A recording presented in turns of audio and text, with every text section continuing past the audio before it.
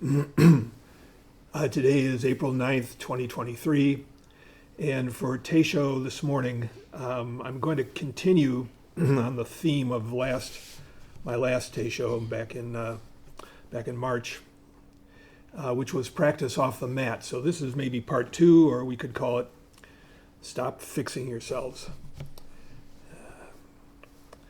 I kind of realized I had more to say when sesshin ended and I saw people in Doksan, and so many people, just surprising number, with the same theme, which is in sesshin, I can get to this place where I'm so focused and clear, and now a few days later, where has it gone? What do I keep from sesshin? And what do I do to stay connected to my life? So it's pretty common. The first thing to say is something Roshi emphasizes all the time, and I do the same, which is there's no way when you're not sitting 10 hours a day and working and going about your day in complete silence, except for Doksan, there's no way you can be in the same concentrated state when you go from that to your daily life and all the different things we do, all the distractions and all the concerns and worries and planning. They're just two different animals.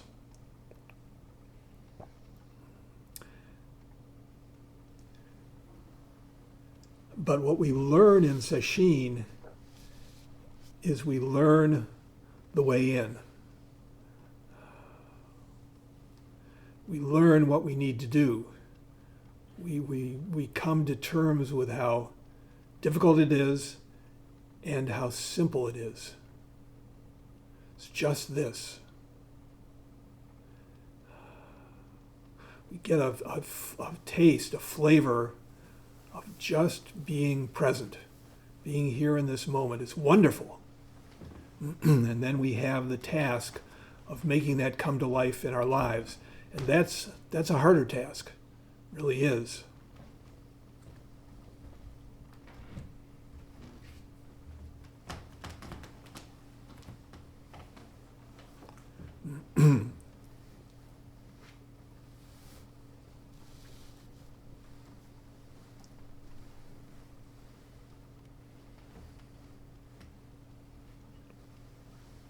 We're always going to be affected if we're chasing after our thoughts and letting our minds wander. But even if we find ourselves in the thick of that, the way has still been cleared. And anyone who's been going to sesshin for a long time or simply just keeping up a daily practice on a steady basis, if you look at your life, if you want to step outside practice for a moment and compare it to the way it was a year ago or some months ago, you'll find things have changed. And the more sincerely we work, the more that change happens. But what is it that makes it so difficult? Why is it that we feel that we're backsliding? And why, when we try to return to some sort of intimacy with our practice and with our life, why do we feel stuck? Why doesn't it click into place the way it did before, the way we think it does for other people? And the answer is probably looking in the wrong direction. We're looking at how it was before, and we're hoping it's going to be how we want it in the future.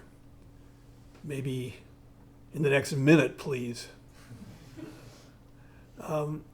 It's just, if you're asking, how can I keep my focus? I think we can all understand, you're not focused.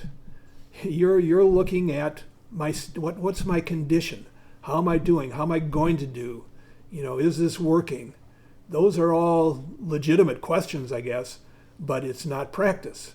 You're not you're not becoming one with the practice. You're you're standing apart. You've divided yourself from your life, and that doesn't really work. It's natural to do that. It's how we do everything else in our lives. Check in, see how I'm doing, make some course corrections, and a little bit of that in practice is normal and probably a good idea. It is good to know, you make sure, yeah, I'm going in the right direction. But the engine of practice is our surrender to this moment, our willingness to be with things as they are. My favorite mantra is, right now it's like this. However it is.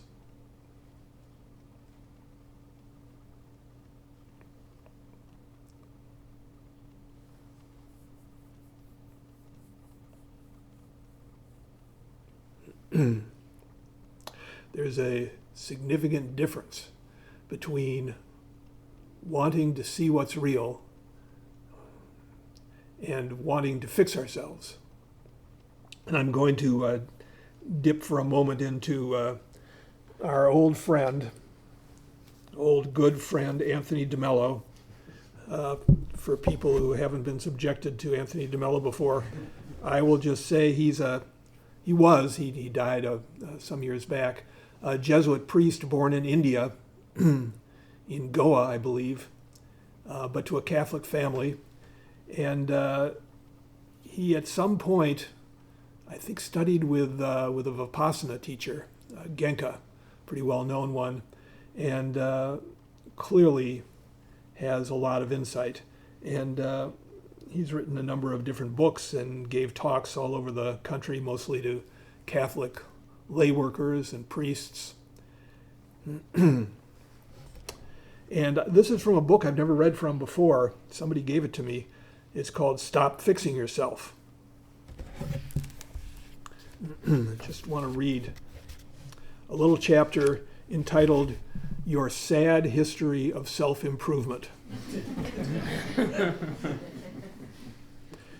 He says, compare the serene and simple splendor of a rose in bloom with the tensions and restlessness of your life. The rose has a gift that you lack. It is perfectly content to be itself. It has not been programmed from birth, as you have been, to be dissatisfied with itself, so it doesn't have the slightest urge to be anything other than what it is. It possesses the artless grace and absence of inner conflict that among humans is found only in little children and mystics. Only the adult human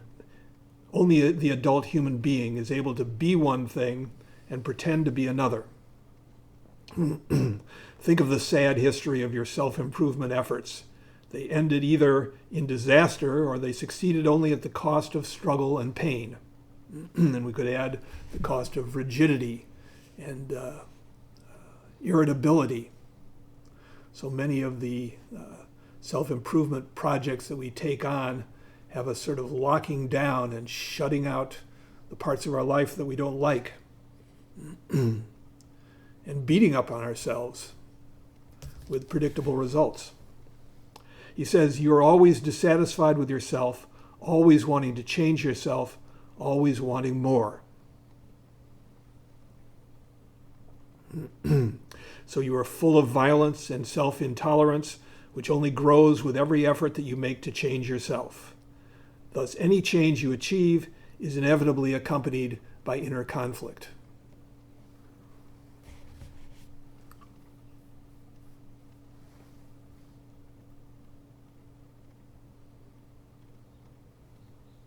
And often accompanied by denial.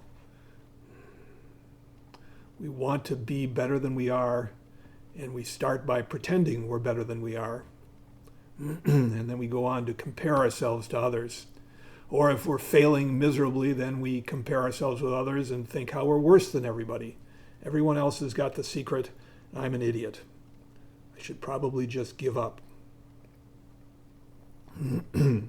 He says, Suppose you stopped all efforts to change yourself and ended all self-dissatisfaction. Would you then be doomed to go to sleep at night having passively accepted everything in you and around you? There is another choice, besides laborious self-pushing on the one hand and stagnant acceptance on the other. It is the way of self-understanding. It is far from easy because to understand what you are requires complete freedom from all desire to change what you are into something else. You just can't do both at once. You can't be dissatisfied with where you're at and really be where you're at. You're always running away. You're always grasping or pushing away. Incidentally, that's the second noble truth. Cause of our suffering is our grasping and our aversion. It's ironic that in order to follow the Buddha way, we just deployed exactly that approach. Everybody does that. Because as he has said earlier, we're programmed to do that. That's how people work. But he says, consider the attitude of a scientist who studies the habits of ants, that's ants, little crawly bugs, without the slightest desire to change them. He has no other aim. He's not attempting to train them or get anything out of them. He's interested in ants. He wants to learn as much as possible about them. That's his attitude. I have such respect for some of the great scientists of, of our era. Just the passion to know, willingness to go wherever their curiosity leads them. My role model is Richard Feynman. If you ever have a chance, check him out. Find him on YouTube. He says, the day you attain a posture like that, you will experience a miracle. You will change effortlessly and correctly. Change will happen. You will not have to bring it about. If what you attempt is not to change yourself, but to observe yourself, to study every one of your reactions to people and things without judgment, condemnation, or desire to reform yourself, your observations will be non-selective, comprehensive, never fixed on rigid conclusions, and always open and fresh from moment to moment. Then you will notice a marvelous thing happening within you. You will become flooded with the light of awareness. You will become transparent and transformed. The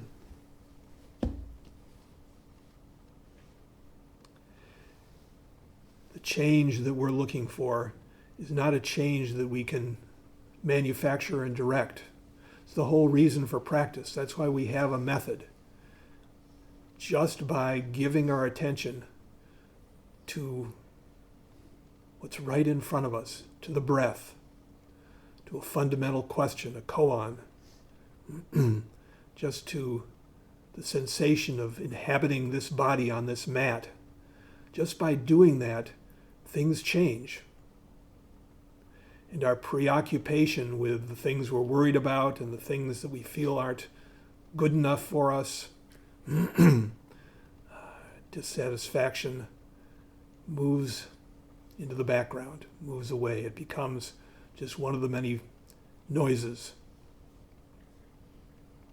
It's a lot like learning how to deal with physical pain. A lot of people have learned that on the mat, that when your leg aches, if you just focus on the practice, focus on the pain, don't think about it, don't worry about when it's going to end or how bad it's going to get, and just sort of bring your curiosity to it, it diminishes. We keep our pain and dissatisfaction alive with our constant worrying about it. Can't stop picking at it. Can't stop that internal complaining.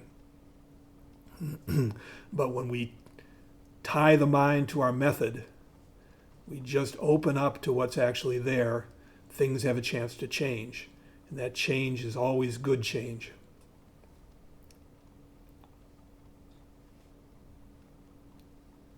It's not easy to stop the obsession that we have with results. It's just natural. Of course we want to do well in our practice. And that's our habit. It's what we've always done. We're actually learning a new habit. So much of our lives is trigger and response. There's a guy I've read from before, Robert Wright, wrote a book called Why Buddhism is True, and he talks about this theory of mind that basically one way of looking at the human mind is it's sort of like a Swiss Army knife. You've got all these different tools, all these different modules. So all of a sudden something triggers you and you're going into one mode or another. Maybe it's mate competition mode, or fight or flight, or all the different behaviors that are sort of wired into us. Anybody who's a parent has probably had this experience. You're yelling at your child because, of course, it's a child and they're just unreasonable. There's that routine that the disgraced comedian Louis C.K. Talks about going into a grocery store and seeing a woman yelling at her child, and he says, my reaction is not what a horrible mother, my reaction is, what did that child do to that poor woman?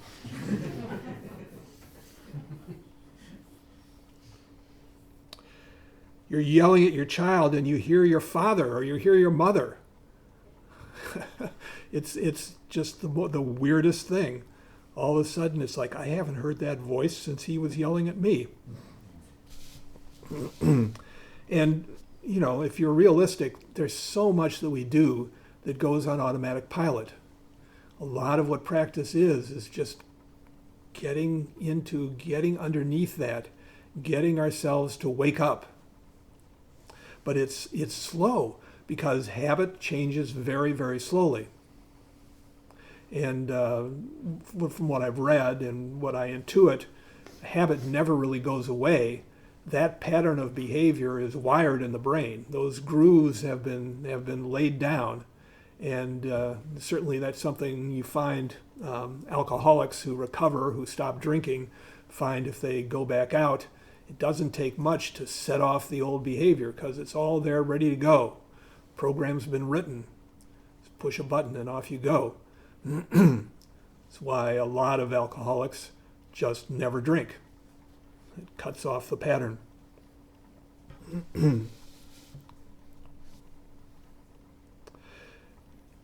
Probably the most effective way to change any habit is to replace it with a different one. Rather than trying to white knuckle it, find something else that you can do instead. And of course, the ultimate habit, the one I try to practice and recommend, is just the habit of awareness. Just knowing what's going on. It's so simple, it's so available. It works so great with so many difficult emotions. For instance, if you're struggling with anger, when anger flares up, where does your mind go? Does it go to what you're angry about? Do you lose yourself in your justifiable rage? Or do you notice what's going on in your body?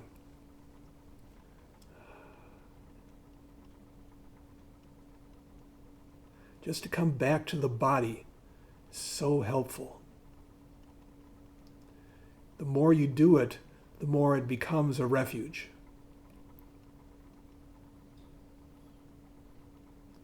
Feeling the room. Feeling where you are in space. Noticing what's bugging you. Is there some fluttering tension in your chest? Is your jaw aching because it's so tense? Your shoulders hiked up around your ears? Just to notice that, and that awareness alone helps diffuse the tension. But it's a pattern that requires repeating again and again and again. Habits don't get, there was some sort of consensus that it takes 21 days to establish a habit. Well, that's ridiculous. They did some experimentation and they found that actually with a really simple habit, like let's say somebody wants to make it a habit to drink a glass of water after breakfast, yeah, maybe in about 21 days they're going to feel that's really baked in. But with anything more difficult, it takes longer, and sometimes it can take a year or more. And that's when you're doing whatever it is consistently. But we do establish habits that are helpful, that support us. We all learn to brush our teeth, I think. I have a toothbrushing routine which is ridiculously long. It's about 10 minutes. And that's because apparently I grow a certain kind of bacteria in my mouth that makes me really, really prone to cavities. And probably if I didn't do that, I would be wearing dentures at this point. But at some point, my dentist, after he'd urged me and I'd failed and urged me and failed, got me to start flossing and using special prescription toothpaste and going through this whole routine. And it was difficult. It was hard. It took a big chunk of time at a time of day when I just want to fall into bed and go to sleep.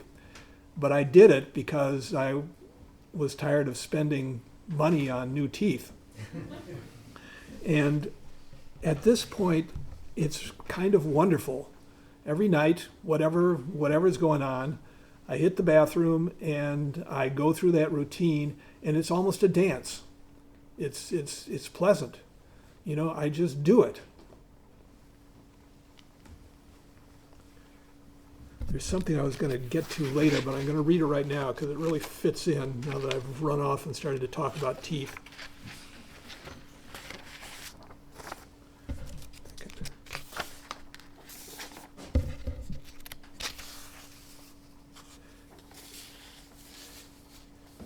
It's something I read that was written by some sort of spiritual teacher whose name is Bodhipaksa.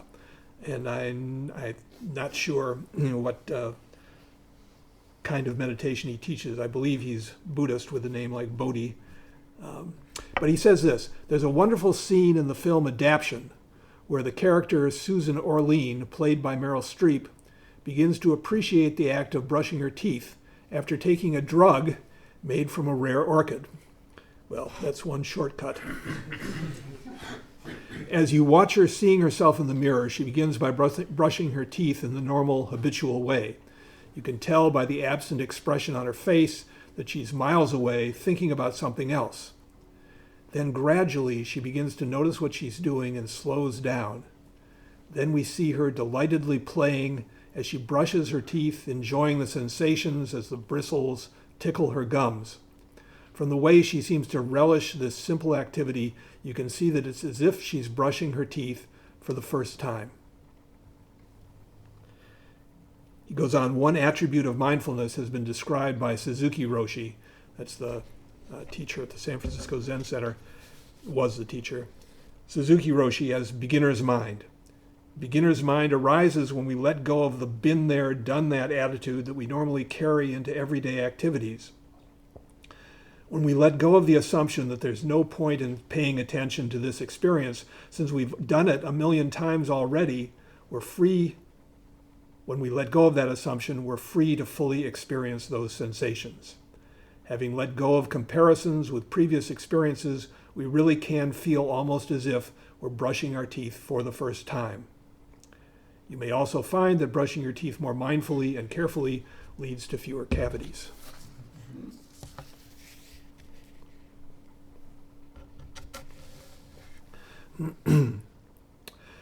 For almost everyone, our comfortable, habitual resting place is our thoughts. And it really does seem to us like the safe place. When we're threatened, that's where we're going to go. That's where we fight our battles of self-improvement, trying to think our way through and trying to refute our discouraged thoughts or our lazy thoughts, trying to change our feelings. But we've already established that that doesn't work so well. Still, we're reluctant to let it go. Evaluating how we're doing seems like practice. I mean, it's practice related, right? You're thinking about how you're doing. Isn't that practice? You're not thinking about breakfast or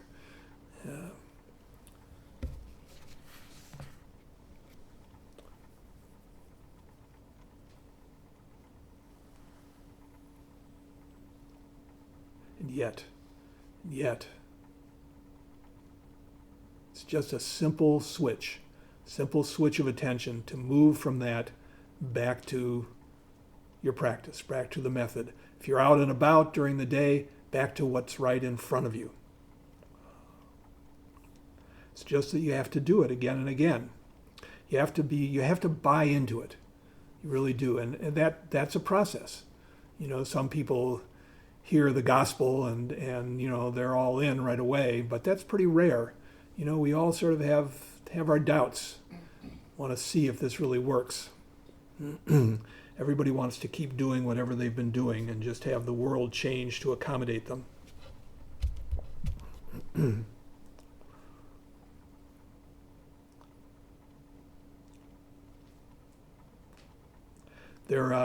There is an interesting practice that Sheng Yen, the Chinese Zen master, has recommended to his students that you can try to sort of give yourself a feel of just bare attention.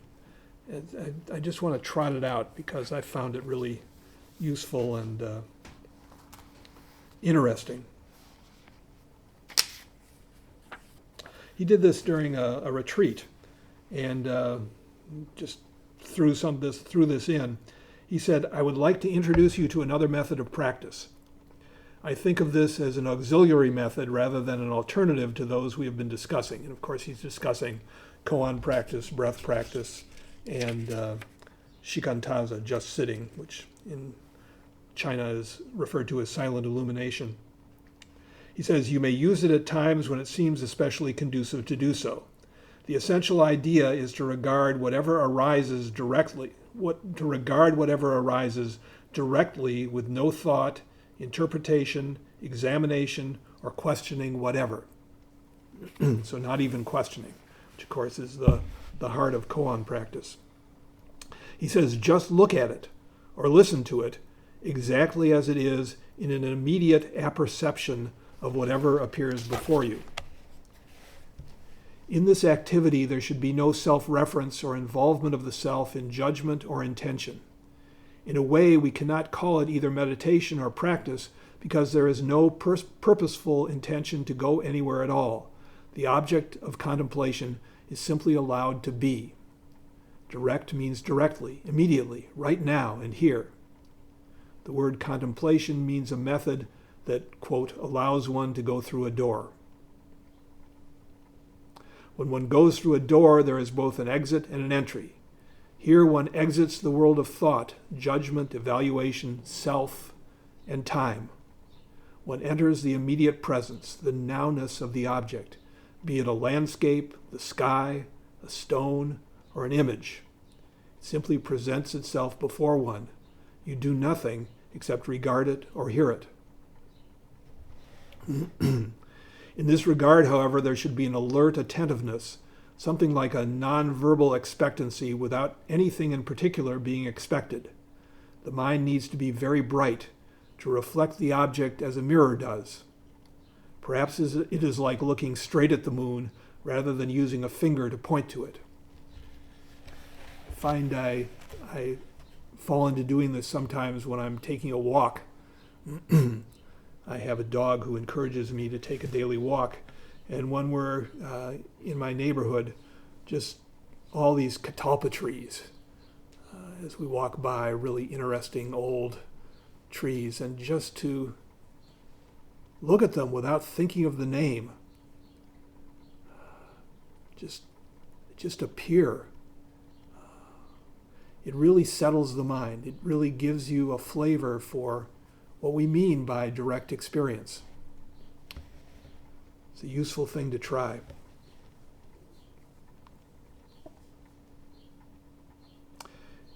Gives a little bit more practical advice if anybody wants to try this at some point. He says, when you contemplate directly, whether in sitting, standing, or walking, simply choose something that attracts you in the immediate vicinity.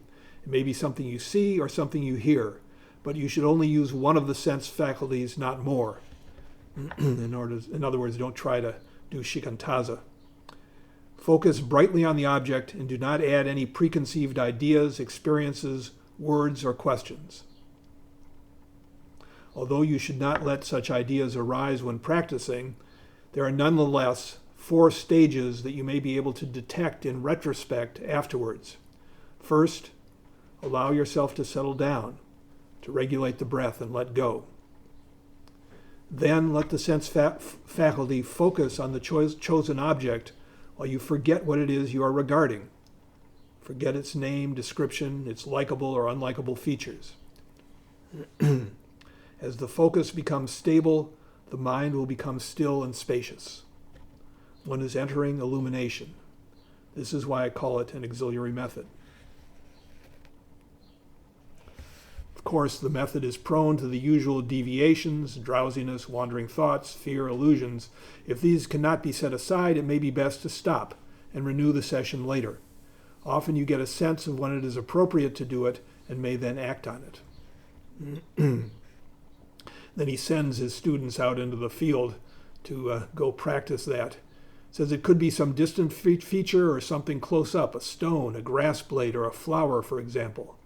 If you choose a distant object, do not let the eyes wander around. Allow the birds to fly across the screen of vision. Do not follow them. Continue to hold the attention on your chosen object. See how long you can hold your attention in this way and what results from that. When you lose it, rest a moment and then start again.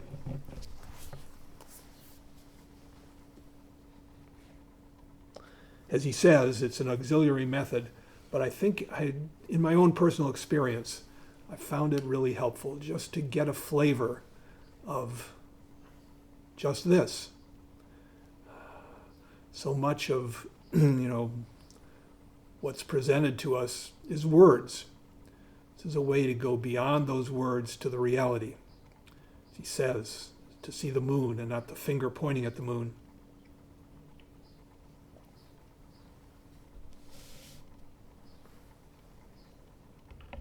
What we're really doing is we're stopping our attempts to move from here to there. We're learning to just be here. We just recited Master Hakuin's chant in praise of Zazen. He says, how near the truth, yet how far we seek, like one in water crying, I thirst. All of us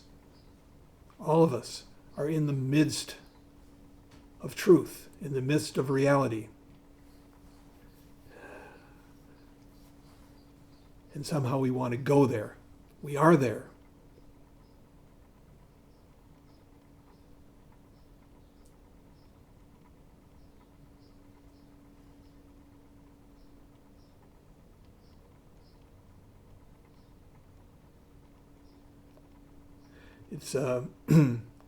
It's like somebody at a cocktail party talking to someone, but they're not really paying attention because they keep looking over that person's shoulder for somebody more interesting who may walk into the room. It's really what we do with our practice. Trying to bring the mind to the method. Focus on the breath, for example. Maybe there's something better. A lot of times it's just a picture of some other state when we were focused on the breath. So ironic that somebody can, especially when you're new to Zazen, you can get into a really surprisingly concentrated state, and then you can spend weeks trying to recreate that experience. but you're not doing what you did when you became concentrated. You're no longer paying attention to the breath. You're imagining yourself paying attention to the breath, and you're focusing on that. It's both ridiculous and frustrating. It's really good piece of advice. If you can't be with the one you love, love the one you're with.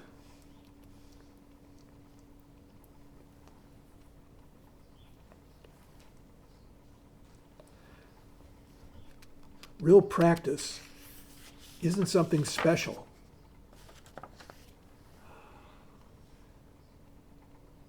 It's just becoming invested in our lives as they are. It's really internalizing that right now it's like this. It's being willing to be just a garden variety human being. The French philosopher Montaigne said, "I'm like other people except in this one thing, and that is that I know I'm just like other people."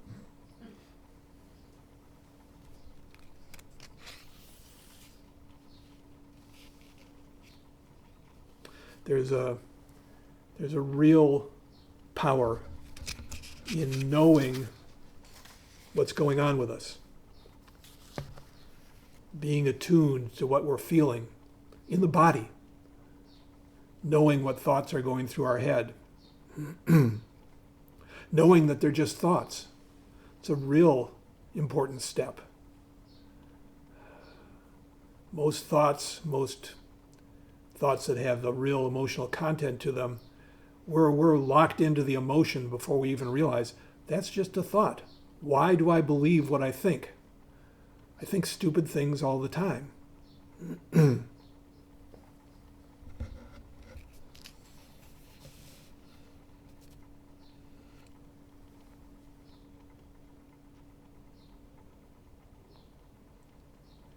We commit to taking it all in. Really take to heart that it's all grist for the mill. The Zen teacher Charlotte Joko Beck said, "When we refuse to work with our disappointment, we break the precepts. Rather than experiencing the disappointment, we resort to anger, greed, gossip, criticism. Yet it's the moment of being that disappointment which is fruitful. And if we're not willing to do that, at least we should notice that we are not willing." The moment of disappointment in life is an incomparable gift that we receive many times a day if we're alert. This gift is always present in anyone's life, that moment when, quote, "it's not the way I want it." Another teacher called it a compassionate alarm clock, reminding us you're lost in the dream. It seems counterintuitive to go into the pain, to go into the unhappiness, the dissatisfaction, but that's absolutely where we need to go. Otherwise, we've walled off part of our lives and we become incomplete. I read something about Charlotte Joko Beck on a blog written by another Zen teacher, James Ford. I think it's called Monkey Mind. He said this about her. Her style emphasized the ordinariness of Zen. One of her Dharma heirs, Elihu Genmyo Smith, once wrote of a Dharma talk she gave. She said, "I am fully present about 15 to 20% of the time." This frankness thrilled many as it went against the idealized and nearly unattainable image that Zen teachers were always fully present. Among her heirs, Dr. Barry Magid noted, known as Magid or Majid, "To me, Joko always stressed experiencing the absolute in the midst of the everyday. Staying with anger or anxiety wasn't so much a technique for dealing with emotion as a way of seeing emotion itself, resistance itself, as it. Not as obstacles on the path to be worked through and removed, but as the path itself." That's a really difficult attitude to have. But when you're like that scientist, really interested in how you work, what makes you tick, what's going on, you begin to approach that. You feel anxiety, and you can become curious about, well, where does that show up? There's that old familiar feeling in my chest. What happens to it when I just observe it? It's a very delicate dance, because when you look into those things, in the back of your mind is the thought, well, if I really do look into it closely and disinterestedly, it'll go away. No, no, no, no, no. That doesn't work so well. But, it's trial and error. Just keep going in there. Keep looking.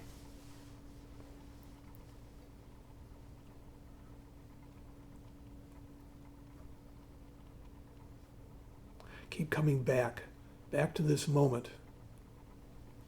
Very, very rare that we need to plan and think about what's coming up. Sure, we do sometimes, but you could spend 95% of your life not doing that, and you would have more than enough time to plan for every contingency. Most of what we do in our planning is just repeating the same thoughts over and over again. I read once a quote from Henry Miller, the author. That's something I saw him say in a video, and I'm going to repeat it right now. He says this: the idea is, you live from moment to moment. This moment decides the next step. You shouldn't be 5 steps ahead, only the very next one. And if you can keep to that, you're always all right. You see? But people are thinking too far ahead. You know what I mean? Think only what's right there. Do only what's right under your nose to do. It's such a simple thing, and people can't do it. So the video is great. He's sitting at his desk in his pajamas smoking a cigarette.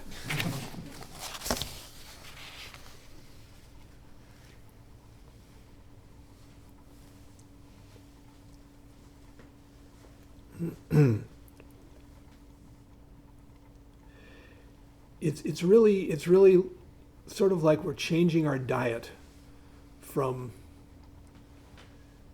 chasing after things to something more nutritious. It's like your day doesn't need to be filled with reading the daily gossip that never seems to change. When we go away and do sesshin for a week and come back, it's amazing how little has normally changed. But there's so much that we can build into our lives that's healthy, that settles the mind. Just to get outdoors and walk, just to spend time with friends that we love, just to sit, to breathe.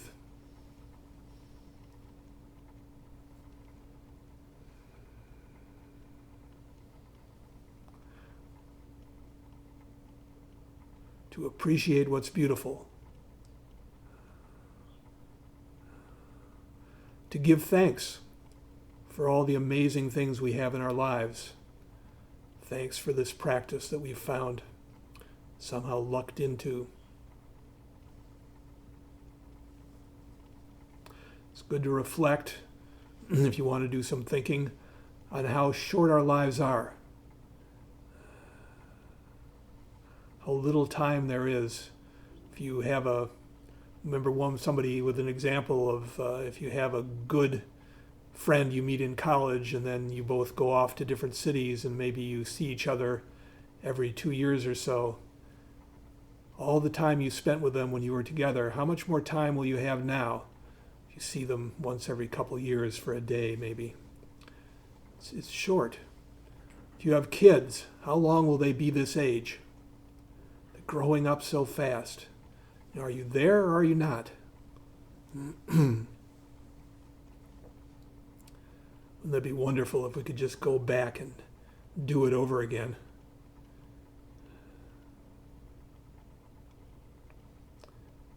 What is it that we need to do the most in life? It's just to be present. I'm going to finish by reading something that I forgot to bring with me the last talk I gave. It's a poem by the poet Mary Oliver. It's called The Summer Day. It reads like this. Who made the world? Who made the swan and the black bear? Who made the grasshopper? This grasshopper, I mean, the one who has flung herself out of the grass, the one who is eating sugar out of my hand, who is moving her jaws back and forth instead of up and down, who is gazing around with her enormous and complicated eyes. Now she lifts her pale forearms and thoroughly washes her face. Now she snaps her wings open and floats away. I don't know exactly what a prayer is. I do know how to pay attention, how to fall down into the grass, how to kneel down in the grass, how to be idle and blessed, how to stroll through the fields, which is what I've been doing all day. Tell me, what else should I have done? Doesn't everything die at last and too soon? Tell me, what is it you plan to do with your one wild and precious life? Good place to stop. We'll now recite the 4 vows.